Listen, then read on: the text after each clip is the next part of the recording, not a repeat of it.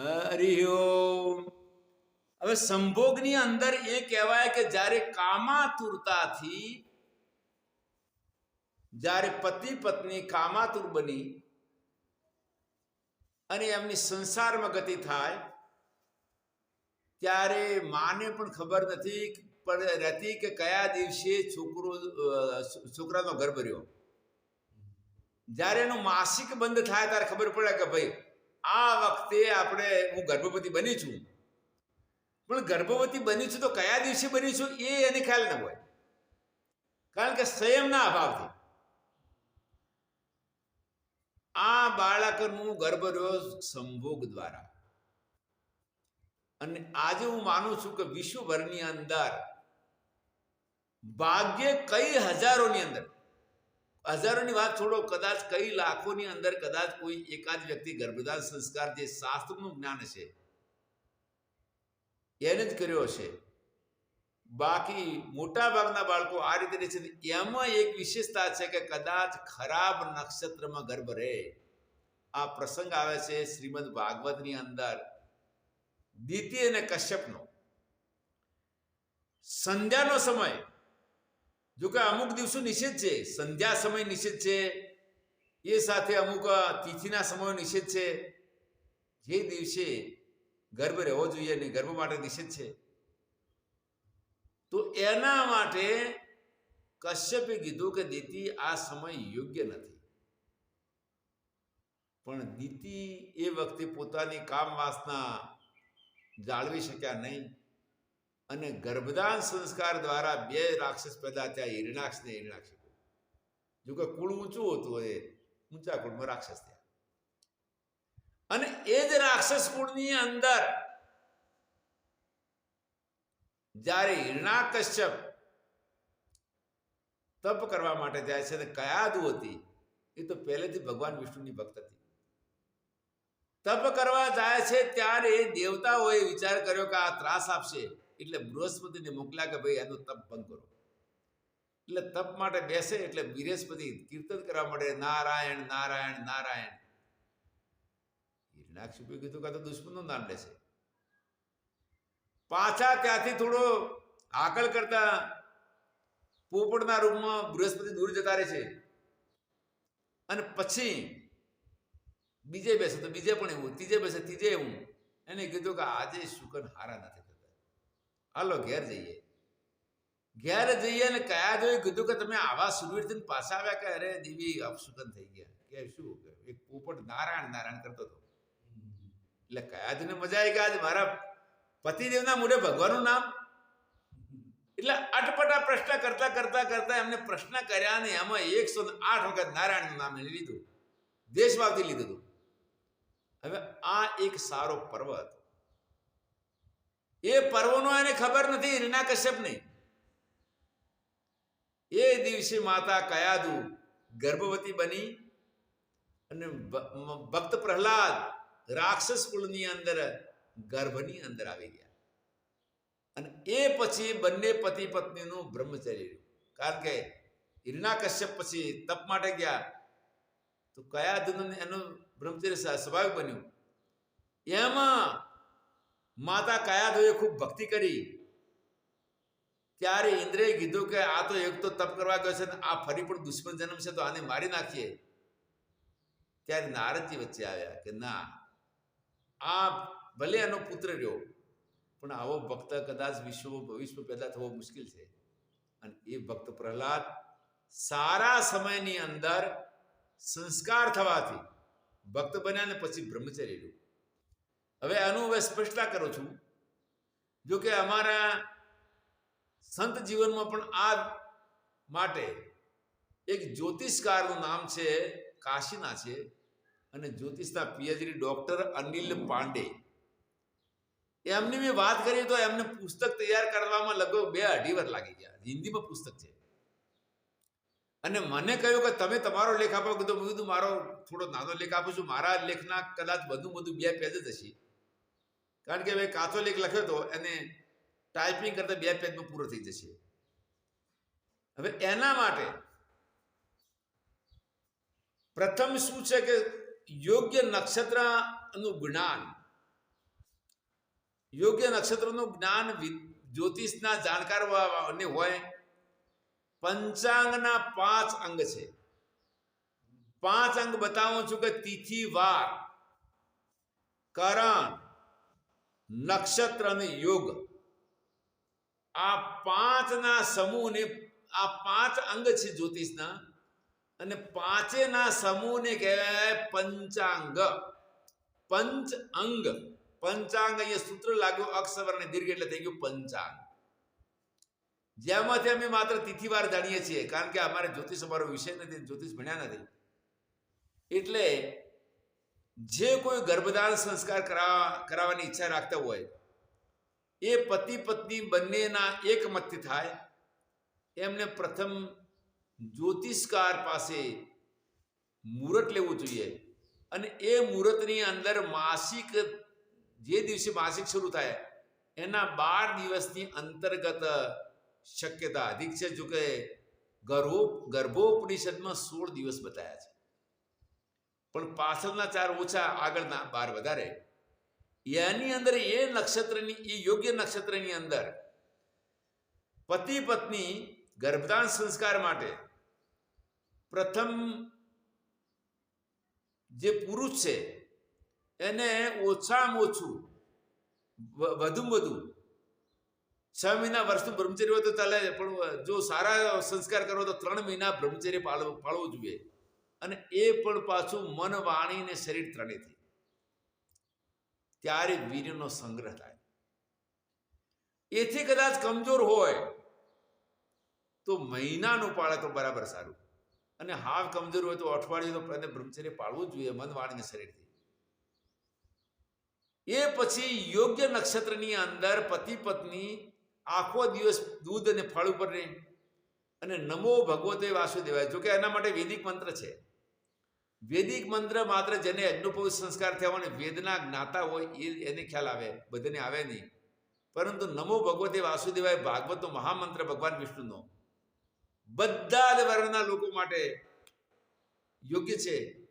એ મંત્રપૂર્વક રાત્રિકાળે સ્નાન કરી અને એ યોગ્ય નક્ષત્રની અંદર બંને મંત્ર જપ ચાલુ રાખી અને મંત્ર જપ પૂર્વક લિંગના માધ્યમથી ગર્ભાશયની અંદર વીર્યનું સ્થાપન કરવું, આ થયો ગર્ભધાન સંસ્કાર. જોકે વીર્ય બંને બાજુ ગયું છે, કામાતુરના સંભોગથી અને ગર્ભધાન સંસ્કારથી, અને બાળકનું બંધારણ પણ બંને પ્રકારે બન્યું પડે. આમાં અંતર આ છે. આવો જો ગર્ભધાન સંસ્કાર કરે તો કુળની અંદર ખરાબ સંતાન પેદા ન થાય. હવે એ સંસ્કાર પછી જો કે આપણા શાસ્ત્ર તો કહેતા કે બ્રહ્મચર્ય પૂરું હોવું જોઈએ. 9 મહિના સુધી માતાનું બ્રહ્મચર્ય પૂરું હોય, અને એની અંદર જેટલા આપણે શાસ્ત્ર અધ્યયન કરે, અને એમાં પણ કવચના પાઠ છે, રુદ્રયામલ તંત્ર જેનો મેં અભ્યાસ કરેલો છે, એના લક્ષાત્મક કવચો છે. જો માતા એ વખતે એના પાઠનું અનુષ્ઠાન કરે તો હું માનું છું કે કદાચ એ બાળક સરદાર વલ્લભભાઈ પટેલ અને ગાંધીજી છે એથી પણ કદાચ આગળ વધારે તેજસ્વી બની શકે. એ માતા પિતાના એક મત અને બ્રહ્મચર્ય ઉપર આધાર છે. એ પછી પ્રસવ પછી પણ આ જે રોગો વધી પડ્યા એ રોગોથી બચવા માટે 6 મહિના ઓછામાં ઓછું બ્રહ્મચર્ય હોવું જોઈએ. માતા દીકરાને જન્મ આપ્યા પછી 6 મહિના બ્રહ્મચર્ય પાળે તો ગર્ભાશયના રોગોથી બચી જાય. આજે ઘણી વખત ગર્ભાશયના થેલીના ઓપરેશનો બીજા બધું વધી પડ્યા. હવે આનો ઉપાય થયો બે ભાઈ અને બીજા ભાઈનો ઉપાય, કુલે ચુતીભાઈનો ઉપાય પણ બતાવી દો. વિત્તે નૃપાલાદ ભયમ. ભાઈ નોટબંધી થઈ એટલે બહુ તકલીફ થઈ ગઈ. એની અંદર સરકારનો ભાઈ 2 નંબરના ધનમાં, અને 2 નંબરના ધનની અંદર કદાચ કોઈની પાસે ધન આવી વધી પડે તો પછી આવક કર્યાવાળા પછી એ વખતે હિસાબ માગાવે કે ભાઈ આ ધન ક્યાંથી આવ્યું, ક્યાંથી લાવ્યો બોતો, અને એ બધો હિસાબ બતાવો. તો એમાં 2 નંબરનું ધન હોય, ટેક્સ બચાવ્યો હોય તો એમાં સરકારનો ભય રહેશે. વિત્તે નૃપાલાદભાઈ એટલે 2 નંબરનો ધંધો કરવો જોઈએ નહીં. અને અમુક તો ધંધા એવા છે કે એમાં 2 નંબર થતું જ નથી. મજૂરી કરે તો મજૂરી કરે એટલું જ એને મળે. એમાં એને 2 નંબર પડતું નથી ને ખેડૂત ખેતી કરે એમાં પણ 2 નંબર પડવું રહેતું નથી, કારણ કે જેટલું દૂધ સામે પશુની સેવા કરે એટલું દૂધ મળે. એટલે અમુક 2 નંબર જોવું છે. એટલે એના માટે વિતેન રૂપાલાલભાઈ એમ માટે લોચનું ધન, ચોરીનું ધન, બેઈમાનીથી પ્રાપ્ત કરેલું ધન અને ટેક્સ વગરનું ધન છે, એની અંદર આ પ્રકારનો સરકારનો ભય રહેલો છે. પાછું ચોરનો, મુંડાઓનો આ બધાના ભય રહેલા છે. તો એ ભયને દૂર કરવા માટે આપણે 1 નંબરનું ધન લેવાનું, ધન પ્રાપ્ત કરવાનું, અને એમાં પણ 10મો ભાગ, હકના ધનનો 10મો ભાગ જેટલું ધન આપણે ભગવાનના કામમાં એટલે પરમાત્માના કાર્યને લગાડવાનું અને લગાડી અને એનો સદુપયોગ કરવાનો. આ છે ત્રીજો ભય, ધનના ભયથી બચવાનો ઉપાય. મૌને દૈન્ય ભયમ, ચોથો ભય ઉભો છો કે તમે બિલકુલ મૌન રાખો તો કોઈ તમને જીવવા ન દે. બધા જ દાદાગીરી કરે, જેમ તેમ બોલે. શું કરવું? અને ઘણા એવા દુષ્ટ લોકો જ્યારે આવી રીતે દબાવે ત્યારે ના, એના માટે તમારે વ્યાર પણ લેવું નથી, પણ પોતાના બચાવ માટે થોડા ટાઈટ પણ રહેવું પડે. એટલે મધ્યમ વૃત્તિ, ઝઘડો પણ ન કરવાનો અને ઢીલા પણ ન રહેવાનું. અને એના માટે એક મહારાજ સાહેબનો દ્રષ્ટાંત આપું છું. એકવાર મહારાજ સાહેબ રેલવેમાં પોતે પ્રવાસ કરતા હતા. સ્લીપરનું રિઝર્વેશન હતું. હવે એની અંદર 400 લોકોનો એક કાફલો હતો. એ લોકોનું પણ સિઝન પાસ હતું, પેલો સર્કલ ટિકિટ હતી. એની અંદર બધા બેસી ગયા, એટલે બધાને રિઝર્વેશન કન્ફર્મ ન મળ્યું, ઘણું વેટિંગ હતું. ત્યારે એક યુવાન મહારાજ સાહેબની સીટ ઉપર બેસી અને સામે એના જે લોકો એમના સાથી ભક્તો હતા એમની સાથે વાતે લાગી ગયો. મહારાજ સાહેબ આવી અને યુવાનને ટિકિટ સીધી બતાવી કે ભાઈ સાહેબ, આ મારી સીટ છે, મને માટે કૃપા કરીને મને સીટ આપો. પ્રેમપૂર્વક કીધું. યુવાને ટિકિટ જોઈ અને મહારાજ સાહેબને પાસે આપીને પાછો વાતે લાગી ગયો, ઊભો ન થાય. કેવી દાદાગીરી! હવે મહારાજ સાહેબ ઊભા છે ટિકિટ લઈને, અને પેલો બેઠો બેઠો વાતો કરે, ઊભો ન થાય.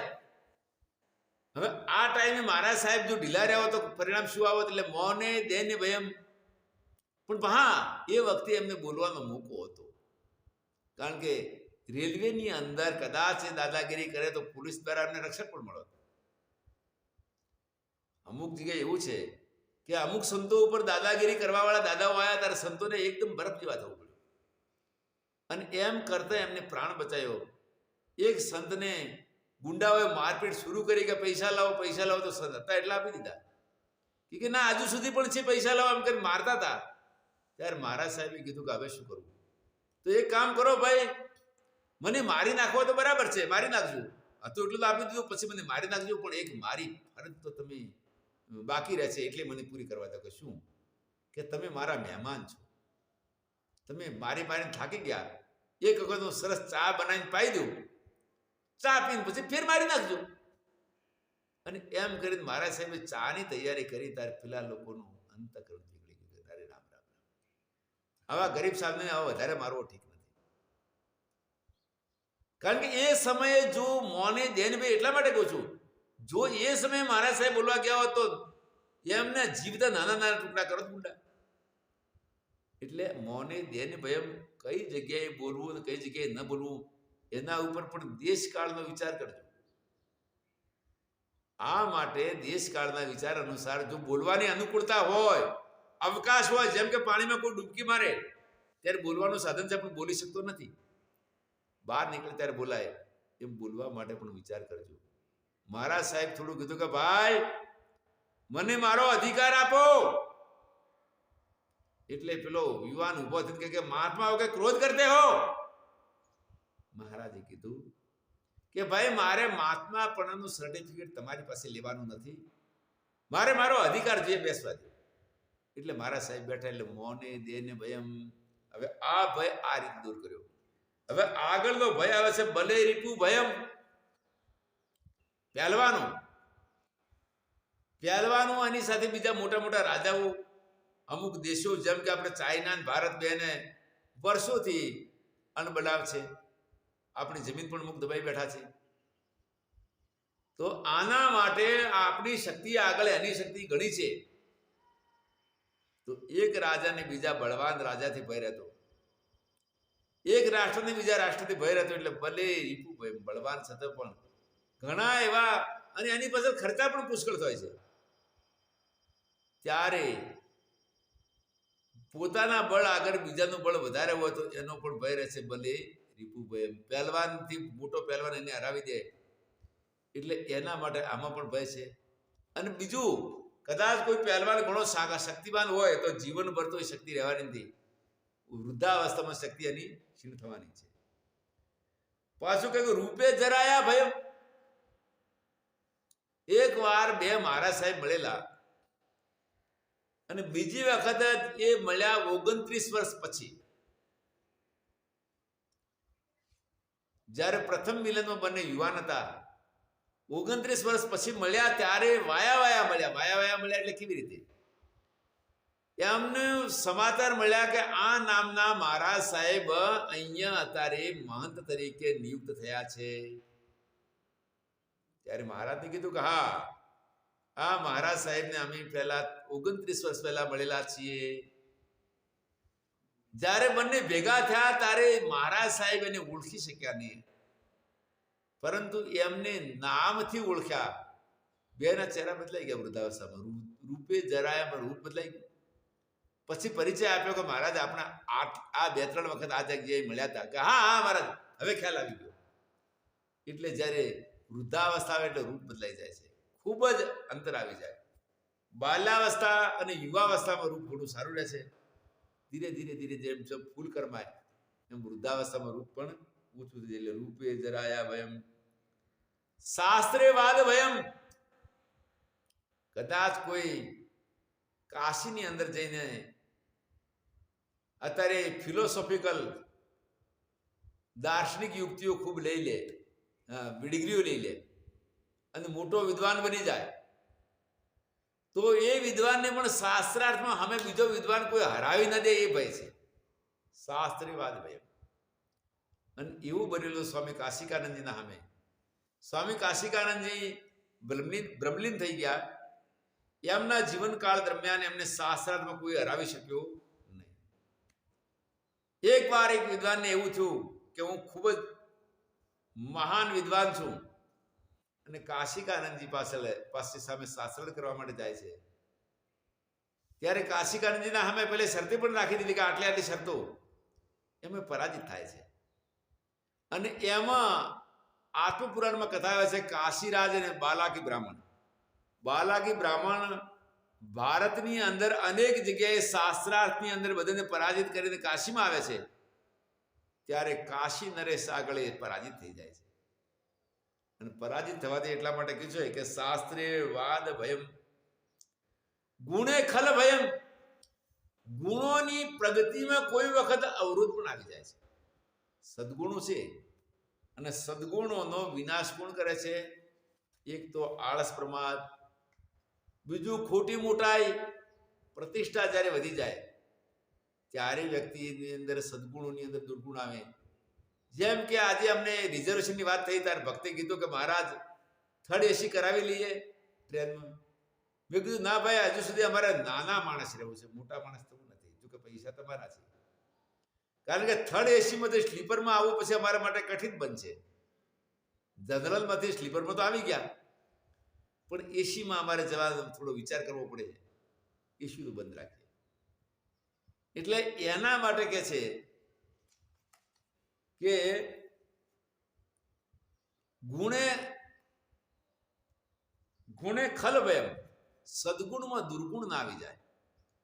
આપણા સંયમ નિયમ એટલા માટે ષડસમતિ બતાવ્યું. સમ દમ શ્રદ્ધા સમાધાન ઉપરથી તિતિક્ષા દ્વારા ગુણો માટે કાળજી રાખવી. અને પતંજલિનું સૂત્ર છે સતુ દીર્ઘકાળ નિરંતર સત્કારા છે તો દ્રઢભૂમિ. આ પ્રકારે નિરંતર અભ્યાસમાં રહે તો ખરેખર સદગુણો ટકી શકે. જેમ કે આપણે કોઈ ખેતીની અંદર વાવેતર કર્યું હોય તો પાણી ના આપીએ તો સુકાઈ જાય. એ પ્રમાણે અભ્યાસ વગર ગુણોમાં પણ ક્ષતિ આવી શકે. એટલે એની અંદર ગુણો ઓછા થઈ શકે. એટલે ગુણે ખલભયમ કાયે કૃતાંતાદ ભવિને, કાયાને તો કાળ ખાવાનો છે. શરીર કાળનો કોળિયો છે. જાતસ્ય ધ્રુવ મૃત્યુ, આ શરીર કાળનો કોળિયો છે એટલે એ તો ખાવાનું છે. એટલા માટે કાયાને તો કાળ ખાવાનો છે. એ તો એ ભયથી કોઈ મુક્ત થઈ શકે નહીં. કાયે કૃતાંતાદ ભયમ, તો આ 9 પ્રકારના ભય થઈ ગયા આમાં. અને એના માટે કે 9 પ્રકારના ભય શેમાં છે? આ વ્યવહારિક જીવનમાં. તો આગળ કે છે કે નિર્ભયતા શેમાં છે? તો મહર્ષિ ભર્તૃહરિજી કહે છે, સર્વે વસ્તુ ભયાન્વિતમ ભુવિન્દ્રુણામ વૈરાગ્યમેવા ભયમ.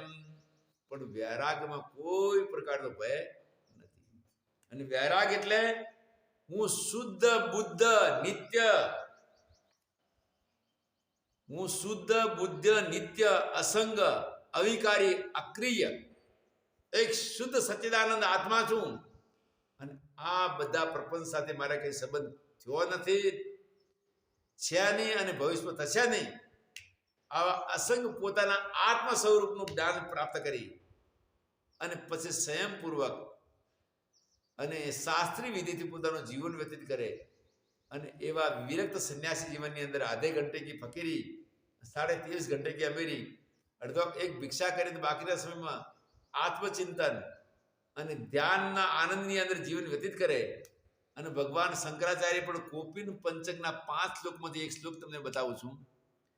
વેદાંત વાક્યેષુ સદા રમન્તો ભિક્ષાન માત્રેણ ચતુષ્ટિમંત અશોકવંત કરુણેકવંત કોપીનવંત ખલુ ભાગ્યવંત.